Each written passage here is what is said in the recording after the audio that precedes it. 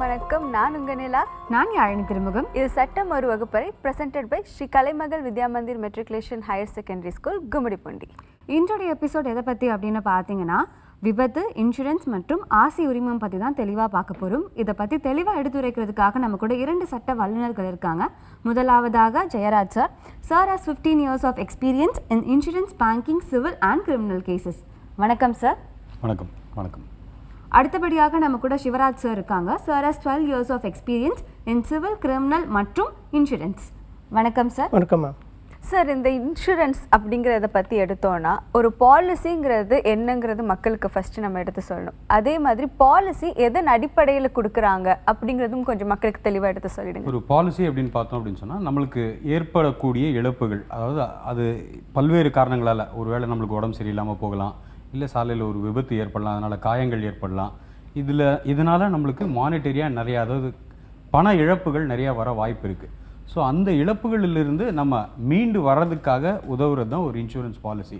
அதனால் ஒரு insurance policy எதன் அடிப்படையில் வழங்கப்படுது அப்படின்னு கேட்டிங்க, அது வந்து அட்மோஸ்ட் குட் ஃபேத், அதாவது நம்பிக்கையின் அடிப்படையில் வழங்குவது தான் பாலிசி. ஸோ ஒரு இன்சூரன்ஸ் பாலிசி நான் எடுக்கும்போது என்னுடைய பேசிக் இன்ஃபர்மேஷன்ஸ் எல்லாத்தையும் நான் கம்பெனிக்கிட்ட சொல்லி, அந்த விவரங்களை சொல்லி அதுக்கப்புறமா பாலிசி எடுக்கணும். நான் கொடுக்குற விவரங்களின் அடிப்படையில் தான் எனக்கு பாலிசி வழங்கப்படுது.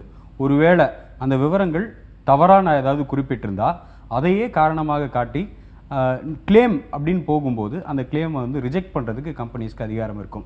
சப்போஸ் எனக்கு சுகர் இருக்குது, நான் ஒரு ஹெல்த் இன்சூரன்ஸ் பாலிசி எடுக்கிறேன், அந்த பாலிசி எடுக்கும்போது இந்த சுகர் இருக்கிறத மறைச்சி நான் பாலிசி எடுக்க முடியும். அப்படி எடுத்தால் எனக்கு ப்ரீமியம் கம்மியாகும். ஆனால் நீங்கள் ஒரு கிளைமுக்கு போகும்போது இந்த சுகர்னால் ஒரு வியாதி இருக்குது, அதனால் அந்த கிளைம் வருது அப்படின்னு சொன்னால் சுகர் நீங்கள் டிக்ளேர் பண்ணலை, அதனால் அந்த கிளைம் ரிஜெக்ட் ஆகிறதுக்கு நிறைய வாய்ப்பு இருக்குது. ஸோ எப்போவுமே ஒரு இன்சூரன்ஸ் பாலிசி எடுக்கும்போது ரொம்ப வெளிப்படையாக நீங்கள் எல்லா விவரங்களையும் கொடுத்து ஒரு பாலிசி எடுக்கிறது ரொம்ப நல்ல விஷயம். Thank you so much sir. Sivaraj, இப்போ வந்துட்டு அடுத்து நம்ம விபத்துங்கிறத ஒன்று பார்த்தோன்னு நினச்சிக்கோங்களேன். இப்போ நிறைய பேர் சொல்கிறது என்னென்னா வந்துட்டு நான் எதுவுமே பண்ணலைங்க, என் டிரைவர் எடுத்துகிட்டு போனார், இல்லை என்னோட லாரின்னு ஒன்று எடுத்துக்கிட்டிங்கன்னா வந்துட்டு அவங்களுக்கு ஒரு தனியாக ஒரு கான்ட்ராக்ட் கொடுத்துட்டு ஒரு டிரைவர் ஓட்டிக்கிட்டு இருப்பாங்க. ஸோ இந்த மாதிரி சமயத்தில் விபத்துன்னு நடக்கும்போது என்ன சார் ப்ரொசீஜர் ஆக்சுவலி? இந்த மாதிரி ஒரு சுச்சுவேஷனில் எம்ப்ளாயீஸ் வந்து அவங்க வண்டி எடுத்துகிட்டு போகிறாங்க. அதாவது மேஜராக வந்து பார்த்திங்கன்னா டிரைவர், கிளீனர், லோட்மேன் எல்லோரும் வந்து பார்த்திங்கன்னா சரக்கு வாகனங்கள் தான் பயணம் செய்வாங்க. லாரி, டாடா ஏஸ், குட்டியான வண்டி. ஸோ இந்த மாதிரி அவங்க பயணம் செய்யும்போது அந்த ஓட்டுநர் வந்து ஒரு விபத்து ஏற்படுத்திட்டார் அப்படின்றப்ப அந்த நேர்வில் என்ன அப்படின்னு அவங்களுக்கு எப்படி இழப்பீடு கிடைக்கும் அப்படின்னு பார்த்திங்கன்னா, மோட்டார் வாகன சட்டத்தில் பிரிவு 167ன்னு ஒரு சட்டம் இருக்குது. அதன் கீழே வந்து அவங்களுக்கு ஒரு சாய்ஸ் இருக்குது. அவங்க வந்து மோட்டார் வாகன தீர்ப்பாயத்தையும் அணுகலாம், இல்லை எம்ப்ளாயீஸ் காம்பன்சேஷன் ஆக்ட் கீழே அந்த தீர்ப்பாயத்தையும் அணுக முடியும். ஸோ 2 ஃபோரமில் அவங்களுக்கு சாய்ஸ் இருக்குது. மேஜராக அவங்க அணுகிறது வந்து பார்த்திங்கன்னா எம்ப்ளாயீஸ் காம்பன்சேஷன் ஆக்டை தான் அணுகுவாங்க. ஏன் அப்படின்னு பார்த்திங்கன்னா, அந்த விபத்து பொறுத்த வரையில் அந்த தீங்குகள் வந்து பார்த்திங்கன்னா நெக்லிஜென்ஸ் வந்து பார்த்திங்கன்னா அவர் மேலே மட்டும்தான் இருக்கும், இன்னொருத்தர் மேலே இருக்காது. ஸோ அதனால் அவர் வந்து 99% வந்து அவங்க வந்து இழப்பீடு கிடைக்கணும் அப்படின்னா எம்ப்ளாயீஸ் காம்பன்சேஷன் ஃபோரம் அணுகுனாங்க அப்படின்னாக்க அவங்களுக்கு என்ன சட்டப்படி அந்த சட்டத்தின் கீழே என்ன இழப்பீடோ அது அவங்களுக்கு கண்டிப்பாக கிடைக்கும். Okay sir, thank you sir. Jayaraj sir, அவங்க சொன்ன மாதிரி இப்போ இந்த குட்டியான அதெல்லாம் பற்றி பேசிக்கிட்டு இருந்தார். ஸோ அப்படி பார்த்தீங்கன்னா அந்த ஷேர் ஆட்டோ அந்த கான்செப்ட்லலாம் வந்து நிறைய பேர் சேர்ந்து ட்ராவல் பண்ணுறாங்க. ஸோ அந்த மாதிரி ஒரு ஆக்சிடெண்ட் ஆகும்போது அவங்களால என்ன கிளைம் பண்ண முடியும்? ஏன்னா அதில் ஒரு பார்ட்டி ஒரு ஆட்டோவில் பார்த்திங்கன்னா இவ்வளோ பேர் தான் ட்ராவல் பண்ணணும்னு இருக்குது, அதை மீறி நிறையா பேர் ட்ராவல் பண்ணுவாங்க. ஸோ அப்படி ஆகும்போது வந்து அவங்களுக்கு என்ன மாதிரி இழப்பீடு கிடைக்கும், என்னென்ன ப்ரொசீஜர்ஸ் ஆர் லாஃபுல்லி என்னென்ன பண்ண முடியும் அவங்களால? இது உண்மையிலேயே ரொம்ப நல்ல கேள்வி. ஜென்ரலாக ஷேர் ஆட்டோ அப்படின்னு பார்த்தீங்கன்னா, ஷேர் ஆட்டோன்ற கான்செப்ட் வந்து நாமளாக வழக்கத்தில் உருவான ஒரு முறை தான் அது. பர்மிட்டில் 2 வகையான பர்மிட் உண்டு. ஒன்று ஸ்டேஜ் கேரேஜ் பர்மிட், அது ஒரு ஸ்டாப்லேயும் நான் நிப்பாட்டி பேசஞ்சர்ஸை ஏற்றி இறக்க போகிறேன், இது பேர் stage carriage permit. Contract carriage permit, இந்த பர்மிட் என்னென்னா ஒரு டெஸ்டினேஷன் டு அனதர் டெஸ்டினேஷன், அவ்வளோதான். ஆனால் நம்மக்கிட்ட இருக்கிற மோஸ்ட் ஆஃப் தி ஆட்டோஸ்க்கு கான்ட்ராக்ட் கேரேஜ் பர்மிட் தான் இருக்கும். ஸோ ஒவ்வொரு ஸ்டேஜ்லையும் நிப்பாட்டி பேசஞ்சர்ஸை இறக்கி ஏற்றுறதுன்றது அது கொஞ்சம் தவறான விஷயந்தான், அது பண்ணக்கூடாது. ஆனாலும் இங்கே இருக்கிற சூழ்நிலைகள்னால மக்கள் அதை பயன்படுத்துகிறாங்க. இன்னொன்று பார்த்தோம் அப்படின்னு சொன்னால் ஆட்டோஸ், அந்த ஆட்டோஸில் சீட்டிங் கெப்பாசிட்டி மோஸ்ட்லி 3 தான் இருக்கும், 3+1 அவ்வளோதான் இருக்கும். ஆனால் நம்ம ஆட்டோ ஓட்டுநர் நண்பர்கள் 8 பேர்லேருந்து 10 பேர் வரைக்கும் ஷேர் ஆட்டோவில் மக்களை கூட்டிகிட்டு போகிறத பார்க்குறோம். அப்படி ஓட்டிகிட்டு போகும்போது அந்த ஷேர் ஆட்டோ ஒருவேளை கவிழ்ந்தோ இல்லை டிரைவர் அஜாக்கிரதையினால ஒரு விபத்து ஏற்பட்டாலோ அதில் பயணிக்கிற அத்தனை பேருக்கும் காயம் ஏற்பட்டுச்சுன்னா இழப்பீடு இன்சூரன்ஸ் பாலிசியை பொறுத்தளவுக்கு 3 பேருக்கு தான் இருக்குது. ஓகே. ஸோ 3 பேருக்கு தான் இன்சூரன்ஸ் பாலிசியில் காம்பன்சேஷன் கொடுக்க முடியும்.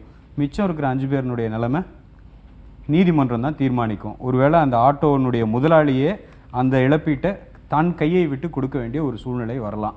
அதனால் அதை அவாய்ட் பண்ணிவிட்டு அந்த சீட்டிங் கெப்பாசிட்டி என்னவோ அதுக்கு ஏற்றபடி மக்களை ஏற்றி இறக்குவது எல்லாருக்குமே சேஃபான ஒரு விஷயம். Thank you sir. நம்ம தொடர்ந்து பேசலாம். காலர் ஒருத்தங்க இணைஞ்சிருக்காங்க, பேசிடலாம். ஹலோ.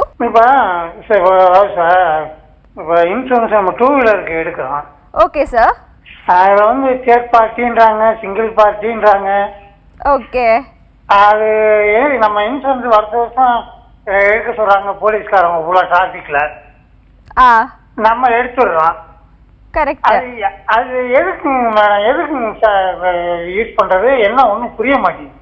ஓகே சார், நம்மளுக்கு வந்துட்டு தெளிவாக எக்ஸ்பிளைன் பண்ணுவாங்க. எக்ஸ்பிளைன் பண்ணிடுங்க சார், எதுக்காக ஒரு இன்சூரன்ஸ் அப்படிங்கிறது. ஐயா, உங்கள் கேள்வி உண்மையிலேயே ரொம்ப நன்றிங்க. உங்கள் கேள்விக்கு பைக்குக்கு ஏன் இன்சூரன்ஸ் எடுக்கிறோம், அதுக்கு ஏன் கட்டாயப்படுத்துறாங்கன்னு ஒரு கேள்வி கேட்டிருக்கிறீங்க. சரிங்களா? ஒரு வாகனத்தை வந்து நம்ம பொதுவாக சாலையில் அநேக மக்களோட பயன்படுத்த போகிறோம் இல்லைங்களா?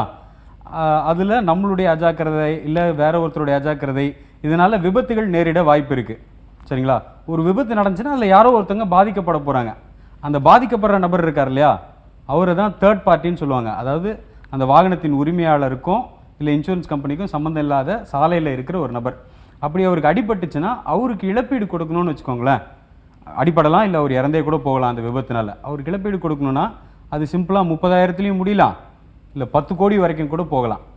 அதை ஒரு தனி நபரால் அந்த இழப்பீட்டை கொடுக்க முடியுமா அப்படின்னு சொன்னால் நம்ம ஃபினான்ஷியல் சுச்சுவேஷனில் அது ரொம்ப கஷ்டங்கய்யா. அதனால தான் 3ஆம் தரப்பினர் யாரும் பாதிக்கப்படக்கூடாது அப்படின்றதுக்காக இப்படி ஒரு சட்டம் இயற்றி வாகனத்துக்கு பாலிசி கட்டாயம். அதுலேயும் அந்த கட்டாயங்கிறது தேர்ட் பார்ட்டி, அந்த பாலிசி மட்டும்தான். உங்கள் வாகனத்துக்கு டேமேஜ் ஆனாலோ இல்லை உங்களுக்கு ஏதாவது சேதம் ஏற்பட்டாலோ அதை பாதுகாத்துக்கிறதுக்கு நீங்கள் ஓன் டேமேஜ் பாலிசி அப்படின்னு ஒன்று இருக்குது. அது உங்களுடைய ஆப்ஷன் தான். அது வேணும்னா நீங்கள் எடுத்துக்கலாம், இல்லை எனக்கு என்ன ஆனாலும் நான் பார்த்துப்பேன், என் வாகனத்துக்கு என்ன ஆனாலும் நான் பார்த்துக்குவேன் அப்படின்னு நீங்கள் நினச்சிங்கன்னா அதை நீங்கள் அவாய்டும் பண்ணலாங்க. Okay sir, thank you so much sir. இப்போ தொடர்ந்து நம்ம பேசும்போது சார் அந்த விபத்துன்னு ஒன்று பற்றி பேசிக்கிட்டு இருந்தோம். அந்த இதில் வந்து ப்ரொசீஜர் என்ன சார் இருக்கும்? அந்த எம்ப்ளாயி அந்த இதுக்கு வந்துட்டு அவங்க எம்ப்ளாயி காம்பன்சேஷன் ஆக்ட் படி போகலான்னு நீங்கள் சொன்னீங்க. அதோட ப்ரொசீஜர் என்னவாக இருக்கும்? அதில் வந்து அந்த ஆக்ட் கீழே வந்து பார்த்திங்கன்னா ஃபார்ம் 10 இருக்குது. அவங்களுக்கு செக்ஷன் 10 கீழே தான் அப்ளிகேஷன் ஃபைல் பண்ண முடியும். அதிலே அவங்களுக்கு ஃபார்ம்ஸ் கொடுத்துருக்காங்க.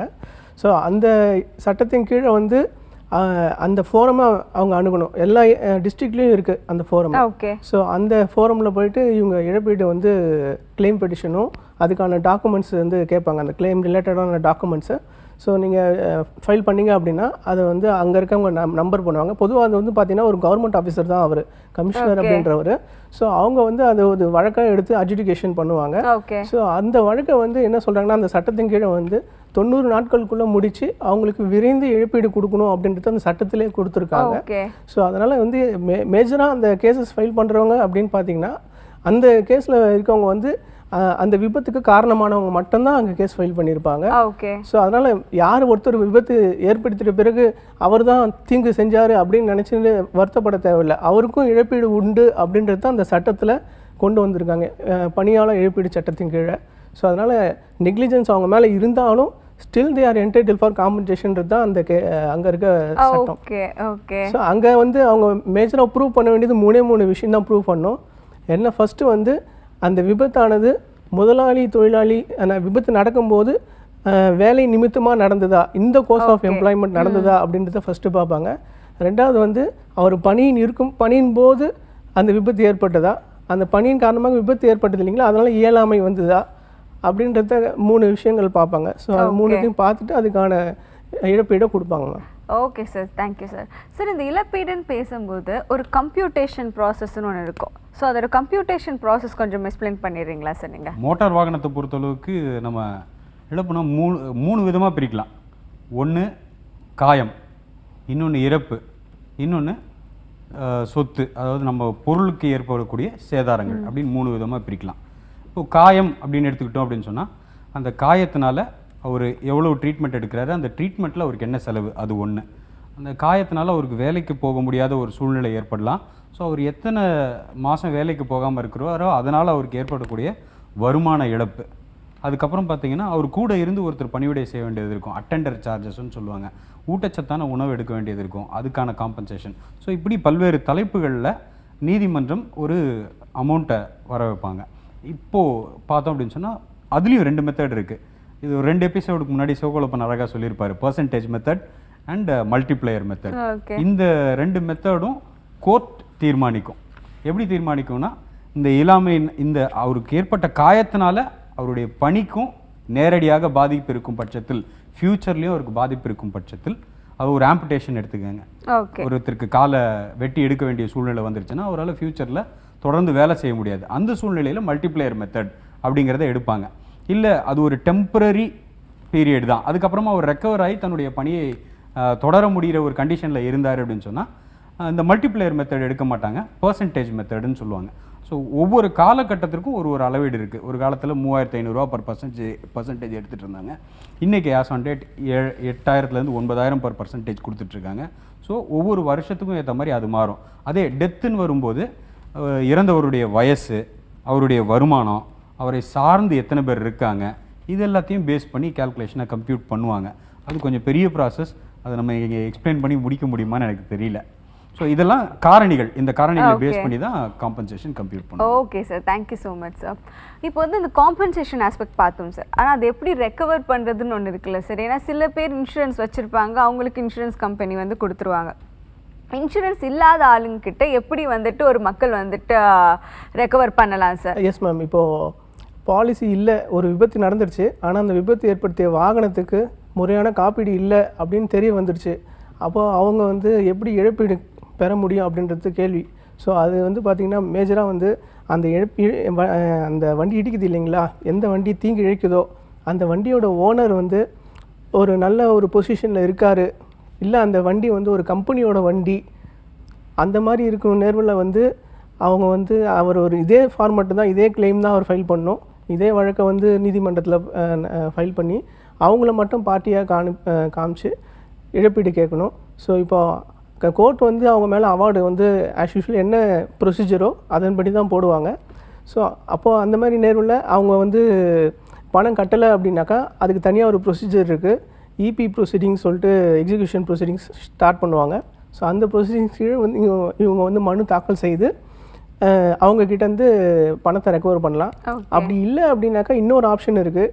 இவங்களுக்கு வந்து கண்டிப்பாக வந்து இவங்க நினைக்கிற தொகை கிடைக்காது அப்படின்னு தெரிய வரும்போது அவங்களால முடிஞ்சதை எவ்வளோ கொடுக்க முடியும் அப்படின்னு நெகோஷியேட் பண்ணலாம். அந்த தீங்கு இழைச்சாங்களா அந்த ஓனர் ஆஃப் த வெஹிக்கிளோ இல்லை அந்த கம்பெனிக்கிட்டேயோ நீங்கள் உங்களால் எவ்வளோ கொடுக்க முடியும் அப்படின்னு சமரசமாக பேசி நீதிமன்றத்தில் வந்து லோக் அதாலத் மூலமாக முடிச்சுக்கலாம். ஸோ இப்படியும் அவங்க வந்து தொடர்ந்து அந்த லோக் அதாலத் கான்செப்ட் பற்றி பேசுவோம் சார். ஏன்னா ஆக்சிடென்ட் ட்ரைபுனல் பேசும்போதே வந்துட்டு அந்த லோக் அதாலத்துங்கிறது ஒரு முக்கியமான விஷயம், அதை பற்றி பேசுவோம். பட் நம்ம காலர் எடுத்துங்க இணைஞ்சிருக்காங்க, பேசிடலாம். ஹலோ மேடம், என் பேர் சவுந்தரராஜுங்க. சொல்லுங்க சார். நான் சூலூர்ல இருக்கிறேங்க. Okay sir. காரணம்பேட்டையில ஏர்போஸ்ட் பக்கத்துலங்க எனக்கு ஒரு பைக் ஆக்சிடென்ட் ஆச்சுங்க. Okay sir. ஆக்சிடென்ட் ஆனது 1 மணிக்குங்க. ஓகே. ட்ரீட்மெண்ட் எடுத்ததுங்க 7 மணிக்கு தான் ட்ரீட்மெண்ட் எடுத்தாங்க. ஓகே. அது அந்த ட்ரீட்மெண்ட் எடுத்த ஹாஸ்பிட்டல் வந்துங்க முத்தூசுங்க. ஓகே. தாந்திகிரிக்கு பக்கத்துல இருக்கிறதுங்க. Okay sir. அதுக்கு வக்கீல் வந்து பேசுனது வந்துங்க பழனிவேலுங்க அவர் பேருங்க. ஓகே. ஆனா இதுனா வரைக்குமே அவரு எங்க கிட்ட எந்த ஒரு ரீசனுமே சொன்னதே இல்லைங்க. நாங்க போன் பண்ணாலுமே இந்த வாரத்துல கூப்பிடுறேங்க, அடுத்த வாரத்துல கூப்பிடுறேங்க, 2 நாள்ல கூப்பிடுறேங்க. சார் உங்க கேஸ் வந்து ஃபைல் ஆயிடுச்சா சார்? ஃபர்ஸ்ட் ஆயிருச்சுங்க அப்படின்னு சொல்றாங்க மேடம். நம்பர் ஏதாச்சும் கொடுத்தாங்களா சார்? இதுனா வரைக்கும் கொடுக்கவே இல்லைங்க மேடம். நம்பரே கொடுக்கல உங்களுக்கு? இதுனா வரைக்கும் கொடுக்கவே இல்லைங்க. ஓ, நானும் அதை கேட்டு போன் பண்ணி கேட்டும் பார்த்துட்டேங்க.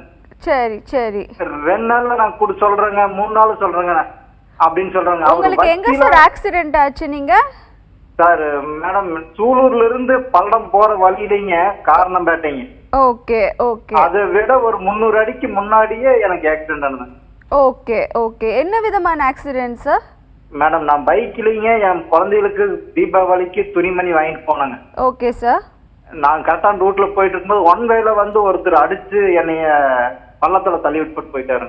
Okay okay. ஆப்போசிட்ல இருந்த பெட்ரோல் பங்க்காரங்க வந்துதான் என்னை பார்த்து 108க்கு போன் பண்ணி வரவழைச்சுங்க என்னை ஹாஸ்பிட்டல் தாட்டி விட்டாரு. எனக்கு ஒரு 2 கேள்வி இருக்குங்கய்யா. ஐயா சொல்லுங்க ஐயா. அந்த விபத்து ஏற்படுத்திய வாகனத்தை கண்டுபிடிச்சிட்டீங்களா? அவங்க மேல காவல்துறையில புகார் கொடுக்கப்பட்டுச்சுங்களா? கொடுத்துங்க ஐயா. எஃப்ஐஆர் ஆயிடுச்சு இல்லைங்களா? ஆயிருச்சுங்க ஐயா. ஐயா உங்க வண்டியை ஆர்டிஓ விசாரணைக்கு கொண்டு போனீங்களா? ஐயா நாங்க கொண்டு போறீங்க, போலீஸ்காரங்க எடுத்துட்டு போயிட்டாங்க ஐயா. அது உங்க சார்பா அவங்க கொண்டு போயிருப்பாங்க. ஸோ இந்த ப்ராசஸ் எல்லாம் முடிஞ்சிடுச்சு அப்படின்னு சொன்னா கண்டிப்பா விபத்து சம்பந்தமான கிரிமினல் கேஸ் ஃபைல் ஆயிருச்சுன்னு அர்த்தம். நீங்க உங்க வக்கீல் கிட்ட ஒரு தடவை முயற்சி பண்ணி அந்த கேஸ் நம்பர் என்ன அப்படின்றத வாங்கி பார்த்தீங்கன்னா, கேஸ் நம்பர் என்ன, எந்த நீதிமன்றத்தில் ஃபைல் பண்ணியிருக்காங்க அப்படிங்கிறத பார்க்கணும். ஒருவேளை சூலூர்னா உங்களுக்கு கோயம்புத்தூர் டிஸ்ட்ரிக்ட் கோர்ட் தான் வரும். ஐயா அவர் அப்படி சொல்றதே இல்லைங்க. கேட்டவங்கன்னா நாமக்கல்லுங்க, திண்டுக்கல், கொஞ்சம் பொறுமையா முழுசா கேட்டுருங்க ஐயா. ஒரு அந்த உங்களுக்கு வேற யாராவது நண்பர்கள் இருக்காங்க அப்படின்னு சொன்னா இ கோர்ட்ஸ்ல பார்ட்டி சர்ச்னு ஒரு ஆப்ஷன் இருக்குங்கய்யா. ஸோ அதை பேஸ் பண்ணி உங்க கேஸ் ஏதாவது ஃபைல் ஆயிருக்கா? உங்களுக்கு எந்த வருஷம் விபத்து நடந்துச்சு? சரி ஐயா ஐயா எந்த வருஷத்துல விபத்து நடந்துச்சு? ஐயா எனக்கு அது தெரியாதுங்க. ஜம்சார்த்தா தெரியுங்க ஐயா. எந்த வருஷத்துல விபத்து நடந்துச்சுன்னு தெரியாதுங்களா? ஐயா தெரியும், அது ரொம்ப வருஷம் ஆயிடுச்சுங்க. 12 வருஷம் ஆச்சுங்க. அப்பா. ஆனா இன்னை வரைக்குமே எங்களுக்கு வாய்தாக்குன்னு எதுக்குன்னு கூப்பிட்டதே இல்லைங்க. எதுக்குமே கூப்பிட்டது இல்லைங்க ஐயா. நான் இதுனா அவரோட போன் நம்பர் மட்டும் தாங்க எங்கிட்ட இருக்குது. சரிங்க. வேற நாங்களே போன் பண்ணி அந்த வக்கீல் ஐயா கிட்ட கேட்டோம்னா அவரு சொல்ற ரீசன் என்னங்கன்னா, இந்த 2 நாள்ல உங்க ஃபைல் வந்து வக்கீல் கிட்ட போயிருங்க, கோர்ட்டுக்கு போயிருங்க, இப்படிதாங்க ஐயா சொல்றாருங்க. என்னால் அனுமானத்தின் அடிப்படையில் உங்களுக்கு ஒரு பதில் சொல்ல முடியல. ஆனால் நீங்கள் உங்களுக்கு தெரிஞ்ச வேறொரு வழக்கறிஞரை நாடி உங்களுக்கு சூலூர் அப்படின்னு சொன்னால் கண்டிப்பாக கோயம்புத்தூர்லேயோ இல்லை திருப்பூர்லேயோ சுற்றி இருக்கிற ஒரு 4-5 நீதிமன்றத்தில் தான் கேஸ் ஃபைல் பண்ண முடியும். அந்த நீதிமன்றங்களில் கேஸ் ஏதாவது பெண்டிங் இருக்கா அப்படிங்கிறத இ கோர்ட்ஸில் கொஞ்சம் செக் பண்ணி பாருங்கள். இந்த 12 வருஷமும் உங்கள் பேர் போட்டு சர்ச் பண்ணி பார்க்க முடியும். அப்படி எதுவும் ஃபைல் ஆகலை அப்படின்னு சொன்னால் அந்த வழக்கறிஞர்கிட்டயே மீண்டும் என்ன பண்ணலாம் அப்படிங்கிறத கேளுங்க. ஏன்னா 12 வருஷம் கழித்து இதுக்கப்புறம் போய் நீங்கள் புதுசாக ஒரு கேஸ் ஃபைல் பண்ணுறதுங்கிறது கொஞ்சம் முடியாத காரியம் தாங்கய்யா. உங்களுக்கு ஏற்பட்ட அசௌகரியத்துக்கு நாங்கள் வருத்தம் தெரிவிச்சுக்கிறோம். Thank you sir, thank you sir. Sir actually நம்ம ஒரு இதுலேயும் வந்துட்டு எபிசோட்ஸ்லேயும் வந்துட்டு நம்ம எடுத்து சொல்கிறது என்னென்னா, இந்த இ கோர்ட்ஸ் கான்செப்ட் எடுத்து சொல்லிக்கிட்டே தான் இருக்கும். ஐ திங்க் அகெயின் ஒரு ப்ராப்பராக வந்து ஒரு ஷார்ட்டாக ஒரு ஆன்சர் மாதிரி சொல்லிடுங்களேன், ஒரு ப்ரொசீஜர் மாதிரி மக்களுக்கு எடுத்து சொல்லிடுங்க. எப்படி வந்துட்டு இ கோர்ட்ஸ் யூஸ் பண்ணுங்கிறத எக்ஸ்பிளைன் பண்ணிவிடுங்க. அது எந்த வகையில் யூஸ்ஃபுல்லாக இருக்குங்கிறதையும் எக்ஸ்பிளைன் பண்ணிவிடுங்க சார். Yes ma'am. இப்போ பொதுவாக வந்து பார்த்திங்கன்னா 2016ஆம் ஆண்டுலேருந்து பார்த்திங்கன்னா நீதிமன்றங்கள் எல்லா நீதிமன்றங்களும் வந்து முன்னாடி மேனுவலாக எழுதிட்டு இருப்பாங்க. 2016 ஆண்டுக்கு முன்னாடி வந்து ஏ டைரின்னு சொல்லுவாங்க. ஒரு கோர்ட்லையும் ஒரு ஏ டைரின்னு ஒன்று மெயின்டைன் பண்ணுவாங்க. ஸோ அதில் அன்றைக்கி வந்த வழக்குகள்லாம் எழுதி அது என்ன ஸ்டேஜ் அப்படின்றத எழுதிட்டு வருவாங்க. ஸோ அது என்ன பண்ணிட்டாங்கன்னா 2016லேருந்து அதை வந்து முற்றிலுமாக கணினிமயமாக ஆக்கிட்டாங்க. ஓகே. ஸோ நீங்கள் எந்த வழக்கு வந்து தேட போகிறீங்க அப்படின்னா 2016 பின்னிட்டுக்கு நீங்கள் எந்த வழக்கு தேடினாலும் உங்களுக்கு இ கோர்ட்ஸ்லாம் அவைலபிளாக இருக்கும். ஸோ இப்போ இ கோர்ட்ஸை எப்படி யூஸ் பண்ணுறது அப்படின்னு கேட்டிங்க. ஸோ இ கோர்ட்ஸ் வந்து பார்த்திங்கன்னா அந்தந்த டிஸ்ட்ரிக்ட் தனித்தனியாக கிளாஸிஃபை பண்ணியிருக்காங்க. ஸோ நீங்கள் இப்போ சென்னை அப்படின்னா இ கோர்ட்ஸ் சென்னை அப்படின்னு நீங்கள் கூகுளில் போட்டால் போதும், உங்களை அந்த வெப்சைட்டுக்கு எடுத்துகிட்டு போயிடும். இ கோர்ட்ஸ் திண்டுக்கல் வேணும்னா இ கோர்ட்ஸ் திண்டுக்கல் போட்டுக்கலாம். நீங்கள் எந்த டிஸ்ட்ரிக்டில் இருக்கீங்களோ அந்த இ கோர்ட்ஸ் அந்த பக்கத்தில் உங்களுடைய டிஸ்ட்ரிக்ட் நேம் நீங்கள் போட்டிங்கனாலே கூகுள் உங்களை அங்கே எடுத்துகிட்டு போயிடும். நீங்கள் அந்த வெப்சைட் உள்ள போன உடனே உங்களுக்கு வந்து பார்த்திங்கன்னா நிறைய ஆப்ஷன்ஸ் இருக்கும். ஸோ அதில் வந்து பார்த்திங்கன்னா நீங்கள் முக்கியமாக பார்க்க வேண்டியது கேஸ் ஸ்டேட்டஸ் அப்படின்னு சொல்லி ஒரு ஆப்ஷன் இருக்கும். ஸோ அந்த கேஸ் ஸ்டேட்டஸில் தான் நீங்கள் வந்து செலக்ட் பண்ணி உங்களுடைய வழக்கு என்ன அப்படின்னு, இப்போ ஓஎஸ் சூட்டு போகிறீங்கன்னா ஓஎஸ்ஸை செலக்ட் பண்ணணும், இல்லை எம்சிஓபி வழக்கு அப்படின்னா எம்சிஓபியை செலக்ட் பண்ணிக்கணும். ஸோ அந்தந்த வழக்கோட நேம்னு சொல்லிட்டு நாமினாலஜி படி வச்சுருப்பாங்க.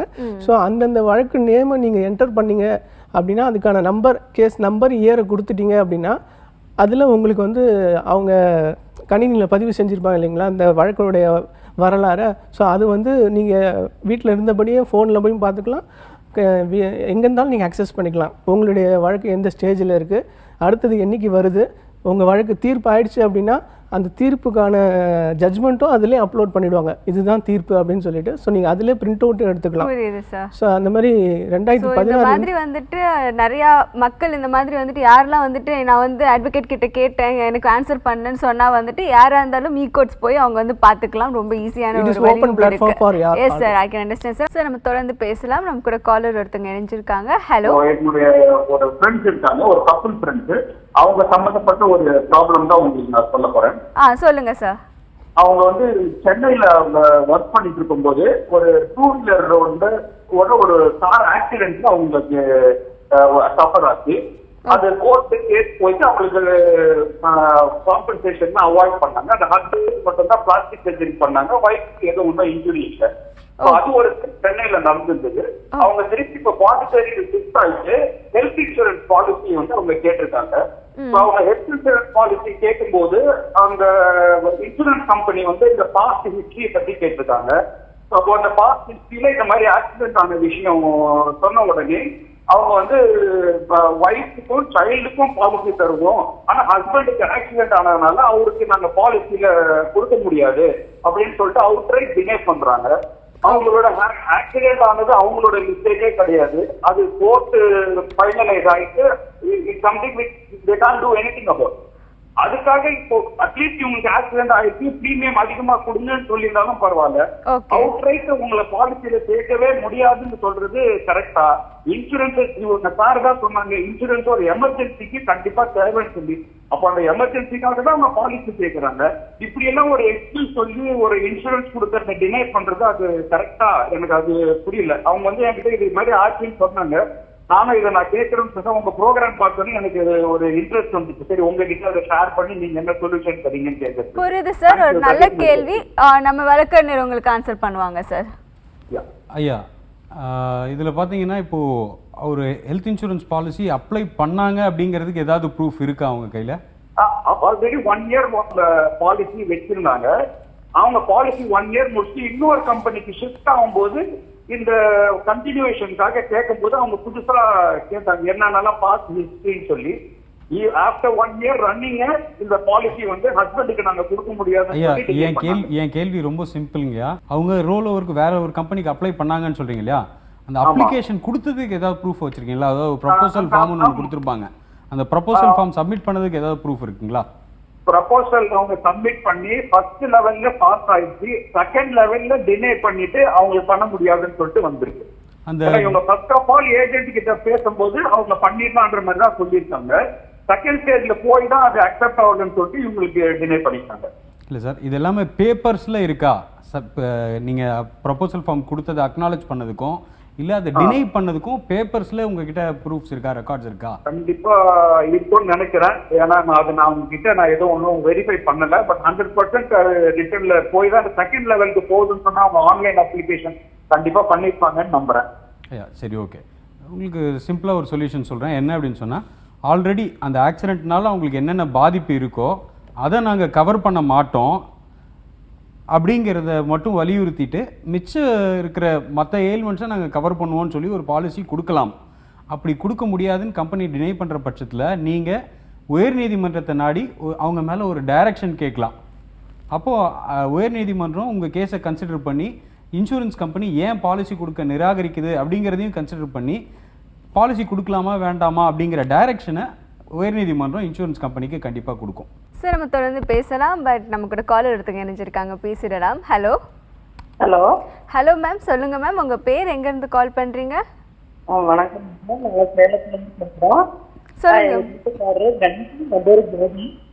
நாங்க 2 பேருமே ஆக்சிடென்ட் ஆகலாம். காலஸ்திரிக்கு போயிட்டு வரவில்லை. ஓவர் வந்து கண்டிப்பா ஆக்சிடென்ட். ஓகே.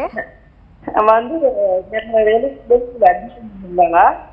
நாங்க இன்சூரன்ஸ் கம்பெனில பேசிட்டு 3 வருஷம் 22 மாசம் நடந்தது. மேம் கொஞ்சம் தெளிவாக பேசலாமா? உங்க வாய்ஸ்ல கொஞ்சம் பிரேக் ஆகுது. கொஞ்சம் தெளிவாக பேசினா இன்னும் எங்களுக்கு கேட்டு உங்களுக்கு சொல்யூஷன் ஈஸியா கொடுக்க முடியும். அதாங்க மேடம், இப்ப எங்களுக்கு வந்து கேஸ் போயிட்டு இருக்கு. போன மாசம் விசாரணை நடந்தது. ஓகே. இன்சூரன்ஸ் கம்பெனி வந்து தேர்ட் பார்ட்டின்னு இன்சூரன்ஸ், அதனால நாங்க தர முடியாதுன்னு சொல்லிட்டாங்க. ஓகே. இப்ப வந்து மறுபடியும் என்ன விசாரிக்கிறாங்க 31ஆம் தேதி. ஓகே.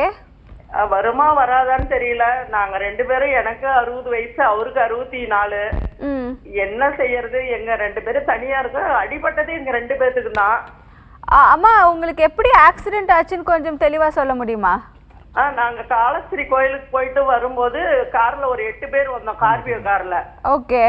அவரு கார் ஓனர் தான் வண்டி ஓட்டினாரு. ஓகே. அவரு வந்து ஓவர் ஸ்பீடு கன்னடர் லாரியில போய் இடிச்சாரு. ஓகே. அதாவது ஓவர்டேக் பண்ணும்போது ஸ்பீடா போய் இடிச்சதும் அப்படியே லாரி எங்க வண்டி மேல ஹைவேல ரோட்ல மேல ஏறிடுச்சு. ஓகே. அங்க பூத்தலப்பட்டு சித்தூர் இது அங்க கூட்டிட்டு போனாங்க. பூத்தலப்பட்டு போலீஸ் ஸ்டேஷன்ல இருந்து வந்தாங்க. ஓகே. ஓகே. ஒரே ஒரு நிமிஷம் எங்களை கூட்டிட்டு போய் சித்தூர்ல காமிச்சாங்க. அங்க அட்மிஷன் பண்ணா. ஒரு நிமிஷம். அம்மா, நம்ம வழக்கறிஞர் வந்து உங்ககிட்ட பேசுறாங்க, நீங்க பேசலாம். ஆமா, வணக்கம் சார். நீங்க முழுசா சொல்றீங்க. எனக்கு 4 கேள்வி சொன்னீங்கன்னா உங்களுக்கு பதில சொல்லிடலாம். ஒண்ணு, அது உங்களுக்கு சொந்தமான வண்டியா இல்ல அந்த வண்டியை வாடகைக்கு எடுத்துட்டு போனீங்களா? இல்லைங்க சார், எங்களுக்கு சொந்தமானது இல்ல. அவங்க வேற எங்க சின்ன மாமனார் எங்களை கூட்டிட்டு போனாரு. அவர் வேற ஒருத்தரோட வண்டி. சரி, வண்டியை நீங்களோ இல்ல உங்க கணவரோ ஓட்டுனீங்களா இல்ல வேற யாராவது வாகனத்தை ஓட்டுனாங்களா? வண்டி ஓனர் வேற ஒருத்தர்.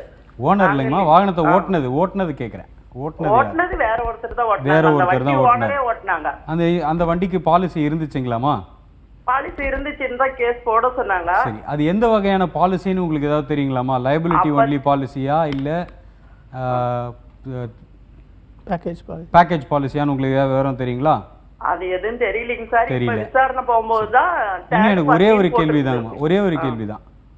உங்களுக்கு ஒயிட் போர்டா இல்ல எல்லோ போர்டு காரா? அது ஒயிட் போர்டு கார் தானா? சரி, உங்களை நீதிமன்றத்தில் பாக்ஸில் ஏற்றி என்ன கேள்வி கேட்டாங்கன்னு எங்களுக்கு தெரியலைங்கம்மா. உங்களுக்கு 2 ஆப்ஷன். நான் உங்களை இங்கேவே எதுவும் பதில் சொல்ல விரும்பலை. கேஸ் நடக்கட்டும். கேஸ் நடந்து முடியும் போது உங்களுக்கு தெரியும் அந்த பாலிசி என்ன விதமான பாலிசின்றதை பொறுத்து உங்களுக்கு இழப்பீடு கிடைக்குமா கிடைக்காதா அப்படிங்கிறத நீதிமன்றம் தீர்மானம் பண்ணுங்கம்மா. அது ஒயிட் போர்டு, அதாவது ப்ரைவேட் வெஹிக்கிள் அப்படிங்கிறதுனால அதுக்கு லைபிலிட்டி ஒன்லி பாலிசி மட்டும்தான் இருந்துச்சு அப்படின்னு சொன்னால் அதில் உள்ளே உட்காந்து பயணித்தவங்களுக்கு இழப்பீடு கிடைக்கிறது கொஞ்சம் கஷ்டமான காரியம் தாங்கம்மா. அது நீதிமன்றம் தீர்மானிக்கும். வழக்கு நிலுவையில் இருக்கிறதுனால அதை இப்போ நான் உங்களுக்கு தீர்ப்பு இப்படி தான் வரும்னு சொல்ல முடியாது. Thank you sir. நம்ம தொடர்ந்து பேசலாம். நம்மளோட அடுத்த காலர் இணைஞ்சிருக்காங்க. ஹலோ மேடம், அது எனக்கு ஒரு 3 வருஷத்துக்கு முன்னால் ஒரு ஆக்சிடென்ட் ஆச்சுங்க. Okay sir. அது வலது காலில் அடிபட்டு எலும்பு முறிவாயிருச்சு. ஓகே. அது சம்பந்தமா வந்து நாங்க எஃப்ஐஆர் எல்லாம் ஃபைல் பண்ணி, ஓகே, அது மூலியமா எனக்கு அரசாங்கத்திலிருந்து ஒரு 50,000 ரூபாய் பணம் மட்டும் வந்ததுங்க. ஓகே. இதுக்கு மேல வந்து எனக்கு தொடர்ந்து நடக்க முடியாத அளவுக்கு தொடர்ந்து பிரச்சனையா இருக்குது. ஓகே. இது சம்பந்தமா ஏதாவது கேஸ் போட முடியுங்களா? Okay sir. விபத்து நடந்து எவ்வளவு வருஷம் ஆச்சு சார்? நீங்க சொல்ற மாதிரி 3.5 வருஷம் ஆச்சுங்க மேடம். 3.5 வருஷம் ஆச்சுங்களா? 3 வருஷம் ஆயிடுச்சுன்னு சொல்றீங்க. இப்போ நீங்க இது வரைக்கும் எந்த வழக்குமே போடல? இது வரைக்கும் எதுவுமே போடலையா? வழக்கு தாக்கல் செய்யலையா? இல்லைங்க, தாக்கல் பண்ணலைங்க மேடம். சரிங்க சார். அப்போது நீங்கள் வந்து ஒரு வழக்கறிஞரை நாடி நீங்கள் சீக்கிரமாக வந்து இந்த வழக்கு நீங்கள் தாக்கல் செஞ்சீங்கன்னா தான் உங்களுக்கு இழப்பீடு கிடைக்கும். அதனால் நீங்கள் சீக்கிரமாக ஒரு வழக்கறிஞரை பாருங்கள். Okay sir, thank you sir. Sir, நம்ம தொடர்ந்து பேசலாம். நம்ம கூட காலர் எடுத்தவங்க இணைஞ்சிருக்காங்க. ஹலோ ஹலோ, வணக்கம் சார். சொல்லுங்கள் சார், உங்கள் பேர் எங்கேருந்து கால் பண்ணுறீங்க? தஞ்சாவூர்ல மேடம். சொல்லுங்கள் சார். மேடம், 2018ல் பைக்ல நானும் என் வயசு கோயிலுக்கு போகும்போது திடீர்னு ஒரு பையன் குறுக்க ஓடியாச்சாப்ல. Okay sir. இறந்துட்டாப்ல, அந்த பையன் இறந்துட்டாப்ல. ஓகே. இப்போ வந்து ஜட்ஜிகள் கோர்ட்ல வந்து 2 வருஷம் தண்டனை கொடுத்துருக்காங்க. இப்போ மேல்முறையீடு பண்ணியிருக்கேன். ஓகே. இப்போ மேற்கொண்டு இதுக்கு என்ன மேடம் தீர்ப்பு வரும் அப்படிங்கிறதுக்காக கேட்குற ஒரு டவுட் மேடம். சார், இப்போது இந்த பையன் வந்து குறுக்க வந்துட்டான்னு சொன்னீங்க இல்லையா? அவர் வந்து சின்ன பையனா இல்லை பெரிய ஒரு எவ்வளோ வயசு? சின்ன பையன் சார், 10 வயசு. 10 வயசு பையனா? ஆமாம் சார். இன்சூரன்ஸ் வந்து டேட் வந்து 3 நாள் முடிஞ்சிச்சு சார். அதான் எனக்கு புரியுது. இப்போ விபத்து நடந்த நேரத்தில் உங்கள் வண்டிக்கு இன்சூரன்ஸ் வந்து காலாவதி ஆயிடுச்சுன்னு சொல்கிறீங்க. நீங்கள் பதட்டப்பட வேணாம். நீங்கள் வந்து என்ன பண்ணணும் அப்படின்னா, நீங்கள் ஆல்ரெடி ஒரு வழக்கை முடிச்சிருக்கீங்க. கீழ்கோர்ட்டில் ஒரு வழக்கை முடிச்சிருக்கீங்க. ஸோ அந்த கீழ்கோர்ட்டில் என்ன உத்தரவு போட்டாங்க? எவ்வளோ பணம் கொடுக்க சொல்லியிருந்தாங்க? இல்லை, பணம்லாம் ஒன்றும் சொல்லுங்க சார். ஃபைன் கட்டி 2 வருஷம் போட்டாங்க. சரிங்க. ஃபைன் 1000 ரூபா போட்டாங்க. இப்போ மேல்முறையீடு பண்ணியிருக்கேன் சார். கொஞ்சம் இல்லை நீங்கள் வந்து கிரிமினல் வழக்கை பற்றி சொல்லிட்டு இருக்கீங்க. நான் என்ன கேட்குறேன்னா, மோட்டார் வாகன சட்டத்தின் கீழே இழப்பீடு கேட்டு எதனா உங்கள் மேலே வழக்கு தாக்கல் செஞ்சுருந்தாங்களா? அதெல்லாம் ஒண்ணும் இல்லைங்க சார். அது உங்கள் மேலே தாக்கல் செய்யலை இல்லையா? இல்லைங்க. So, அது தாக்கல் செய்தால் தான் உங்களுக்கு வந்து பார்த்தீங்கன்னா இழப்பீடு நீங்கள் அதிகமாக கொடுக்க நேர்வு வரும். ஏன்னா 10 வயசு பையன் இறந்துட்டாங்க அப்படின்னா அவருக்கு என்ன காம்பன்சேஷன் வரும் பார்த்தீங்கன்னா ஆவரேஜாக ஒரு 10 lakhs கிட்ட நீங்கள் கொடுக்குற மாதிரி நேர்வு வரும். பட் ஆனால் இது வரைக்கும் உங்களுக்கு பொதுவாக இந்த வழக்கு எதுவுமே தாக்கல் செய்யலை ஒரு நாள் அப்படின்றப்பவே நீங்கள் அந்த ஒரு ப்ராப்ளம் வந்து நீங்கள் ஃபேஸ் பண்ணலைன்னு தான் சொல்லணும். பட் கிரிமினல் கேஸை நீங்கள் சேலஞ்ச் பண்ணியிருக்கீங்க அப்படின்றப்போ நான் என்ன சொல்லுவேன்னா, ஒரு மைனர் மேலே நீங்கள் நெக்லிஜென்ஸ் வந்து ப்ரூவ் பண்ண முடியாது. ஏன்னா சட்டம் என்ன சொல்லுதுன்னா மைனரை பாதுகாக்கும். அதனால் நீங்கள் மேல்முறையீடு போய் நீங்கள் சேலஞ்ச் பண்ணியிருக்கீங்கன்றப்போ நீங்கள் அந்த வழக்கை ஃபர்தராக நீங்கள் ப்ரொசீட் பண்ணணும்னு இல்லை. நீங்கள் ஒரு காம்ப்ரமைஸ் கூட அந்த ஃபேமிலிக்கிட்ட பேசி கூட நீங்கள் உங்களால் எவ்வளோ முடியுமோ அந்த ஃபேமிலிக்கு ஒரு அமௌண்ட்டை நீங்கள் கொடுத்து கூட அந்த மேல்முறையீடு நீங்கள் முடிச்சுக்கிறது நல்லதுன்னு நான் சொல்லுவேன். Okay sir, thank you sir. Sir actually இப்போ வந்து நம்ம இன்சூரன்ஸ் பற்றி பேசிக்கிட்டு இருந்தோம். நிறைய பேர் இந்த இன்சூரன்ஸ் காலாவதி ஆகிடுச்சு, இந்த மாதிரி பல விஷயங்கள் சொல்லிக்கிட்டு இருக்காங்க. இன்சூரன்ஸ்னு எடுத்துக்கிட்டிங்கனாலே நிறையா பிரச்சனைகள் மக்களுக்கு இருக்குது. ஏன்னா உடனே வந்து பாலிசி யாரும் கொடுத்துறது கிடையாது. பிரச்சனை பாலிசி கொடுக்கும்போது கொடுத்துருவாங்க, வாங்கும்போது வாங்கிக்கோங்கன்னு சொல்லி இப்போ இன்சூரன்ஸ் கொடுக்குறாங்க. ஆனால் அதே இது ஏதாச்சும் நம்ம இழப்பீடு கேட்கும் போது வந்துட்டு அதில் இது வராது, அது வராது, உங்களுக்கு வராது, இது வராதுன்னு சொல்லி நிறையா குறைச்சிக்கிட்டே தான் இருக்காங்க. ஸோ இந்த மாதிரி பிரச்சனைகள் வரும்போது நம்ம டைரெக்டாக வந்துட்டு கோர்ட்டுக்கு தான் போகணுமா அல்லது வேறு ஏதாச்சும் ஒரு பாடி இருக்கா சார் அவங்களுக்கு? ஓகே, இதில் பார்த்தீங்கன்னா இதுவும் கிட்டத்தட்ட ஒரு consumer purchase seller consumer relationship தான், சரிங்களா? ஸோ எப்போவுமே இந்த கன்சியூமர் லாவில் மட்டும் பொதுவாக இருக்கிற ஒரு விஷயம் என்னென்னா, பையர் பி அவர். ஒருத்தர் தன்னுடைய பொருளை வியாபாரம் பண்ணுறதுக்காக நிறைய விஷயங்களை சொல்லுவார். அவர் சொல்கிறதெல்லாம் சரிதானா அப்படின்றத ஊர்ஜிதப்படுத்திக்கிட்டு அதுக்கப்புறமா அந்த பொருளை வாங்குறது நம்மளுடைய கடமை. ஸோ ஒருத்தர் ஒரு இன்சூரன்ஸ் பாலிசி வாங்குறீங்கன்னா அதனுடைய ப்ரௌச்சர், என்ன வகையான பாலிசி வாங்குறீங்களோ அதனுடைய ப்ரௌச்சரை வாங்கி ரீட் பண்ணிவிட்டு அதுக்கப்புறமா அந்த பாலிசிக்கு போகலாமா இல்லை வேறு வகையான பாலிசிக்கு போகலாமா அப்படிங்கிறத நீங்கள் முடிவு பண்ணலாம். ப்ரீவியஸ் காலரும் அந்த நான் ஹைகோர்ட்டுக்கு போங்கன்னு ஒரு ஐடியா சொன்னேன் இல்லையா? அது இல்லாமல் இப்போ அதுக்கும் இந்த உங்கள் கேள்விக்கும் அதுக்கும் ஒரே பதிலாக தான் இருக்கும். ஸோ ஹைகோர்ட் இல்லாமல் இந்த என்டையர் இன்சூரன்ஸ் இண்டஸ்ட்ரியுமே is governed by IRDAI, insurance regulatory development authority of India. இவங்க இந்த இன்சூரன்ஸ் கம்பெனிஸ்க்கும் நுகர்வோருக்கும் வரக்கூடிய பிரச்சனைகளை சால்வ் பண்ணுறதுக்காகவே ஆம்புட்ஸ்மேன், பேங்கிங்க்கு எப்படி ஒரு ஆம்புட்ஸ்மேன் இருக்காரோ அதே மாதிரி இங்கேயும் ஒரு ஆம்புட்ஸ்மேன் இருக்கார். ஸோ அந்த மாதிரி பிரச்சனைகள் வரும்போது இந்த ஆம்புட்ஸ்மேன் முன்னாடியும் ஒரு கம்ப்ளைண்ட் நம்ம எழுதலாம். அந்த புகாரை இந்த ஆம்புட்ஸ்மேன் விசாரித்து அந்த புகார் நுகர்வோருக்கு பாதிப்பை ஏற்படுத்திச்சு அப்படின்னு சொன்னால் அதற்கான தெளிவுரைகளை இன்சூரன்ஸ் கம்பெனிக்கு அவங்க கொடுப்பாங்க, டைரக்ஷன்ஸ் கொடுப்பாங்க. அதன்படி இன்சூரன்ஸ் கம்பெனி நடக்கணும். அப்படி இல்லை அப்படின்னு சொன்னால் அதில் காம்பன்சேஷன் கொடுக்க முடியும் அப்படின்னு சொன்னால் அதையும் இந்த ஆம்புட்ஸ்மேன் பெற்று தருவார். Thank you so much sir. நம்ம கூட காலர் ஒருத்தங்க இணைஞ்சிருக்காங்க, பேசிடலாம். ஹலோ, வணக்கங்க, நான் தேவதுல இருந்து பேசுறேங்க. சொல்லுங்க சார் வந்து ஒரு ஆக்சிடென்ட பத்தி எக்ஸ்பிளைன் பண்ணிட்டு இருந்தாரு, ஆக்சிடென்ட் கேஸ பத்தி. ஆமா சார். அதுல வந்து இப்ப ஒயிட் போர்டு எல்லோ போர்டுங்கிறதுல வந்து என்ன பாலிசி எடுக்கணும் ஒரு பேசஞ்சர் டிராவல் பண்ணும்போது, அது என்ன நம்ம கேர்ஃபுல்லா இருக்கணும், என்ன பாலிசி நம்ம எடுத்திருந்தா நம்ம தெரிஞ்சுக்கிட்டு அதுல டிராவல் பண்ணலாம் இல்லைங்களா? இப்போ ஒரு ஜஸ்ட் ஒரு ரெண்டு இதுக்கு முன்னாடி பேசினாரு அட்வொகேட் சார் பேசினாரு. அது நம்ம வந்து ஒயிட் போர்டா எல்லோ போர்டா கேட்டாரு. புரிஞ்சிருச்சு, நான் பதில் சொல்லலாமா? எஸ், ஷார்ட்டா கொஞ்சம் ஆன்சர் பண்ணுங்க சார். சரி, ஒயிட் போர்டு எல்லோ போர்டுன்றது வேறு ஒன்றும் இல்லைங்க. எல்லோ போர்டுன்றது பப்ளிக்காக பேசஞ்சர்ஸை கூட்டிகிட்டு போகிறதுக்கு யூஸ் பண்ணுற வெஹிக்கிள். ப்ரைவேட் வெஹிக்கிள்ன்றது என்னையும் என் குடும்பத்தினரையும் கூட்டிகிட்டு போகிறதுக்காக நான் யூஸ் பண்ணுற வெஹிக்கிள். இந்த ஒயிட் போர்டை பொறுத்தளவுக்கு ஒரு காம்ப்ரிஹென்சிவ் பாலிசி இருந்துச்சுன்னா அந்த வாகனத்துக்குள்ளே இருக்கிறவங்களையும் அது கவர் பண்ணும். எல்லோ போர்டை பொறுத்தளவுக்கு அது பேசஞ்சர்ஸை கூட்டிகிட்டு போகிற பாலிசி தான். ஸோ காருக்குள்ளே இருக்கிறவங்க ஆல்ரெடி கவர்டு தான், அவங்கள கவர் பண்ணோம். ஒயிட் போர்டுக்கு மட்டும்தான் இந்த காம்ப்ரிஹென்சிவ் பாலிசி வேணும் உள்ளே இருக்கிறவங்கள கவர் பண்ணுறதுக்கு. Okay sir, thank you so much sir. நம்ம அந்த இதை பற்றி பேசிகிட்டு இருந்தோம் சார், ப்ரொசீஜர் பற்றி. கொஞ்சம் அதை பற்றி கொஞ்சம் ஷார்ட்டாக எக்ஸ்பிளைன் பண்ணிட்டீங்கன்னா கொஞ்சம் நல்லாயிருக்கும். ஆம்புட்ஸ்மேன் பற்றி. சரி, ஓகே. இந்த ஆம்புட்ஸ்மேன் அப்படிங்கிறவங்க நீங்கள் insurance regulatory development authority of India இந்த வெப்சைட்டை இது பண்ணாலும் சரி, இல்லை எந்த இன்சூரன்ஸ் கம்பெனியோடைய வெப்சைட்டை நீங்கள் ப்ரௌஸ் பண்ணாலும் சரி, அதில் கிரீவன்ஸ் அப்படிங்கிற போர்ட்டலில் இந்த ஆம்புட்ஸ்மேன் யார், அவங்களுடைய அட்ரஸ் என்ன, அவங்கள எப்படி காண்டாக்ட் பண்ணணுன்ற டீட்டெயில்ஸ் எல்லாமே அந்த வெப்சைட்ஸில் உங்களுக்கு கிடைக்கும்.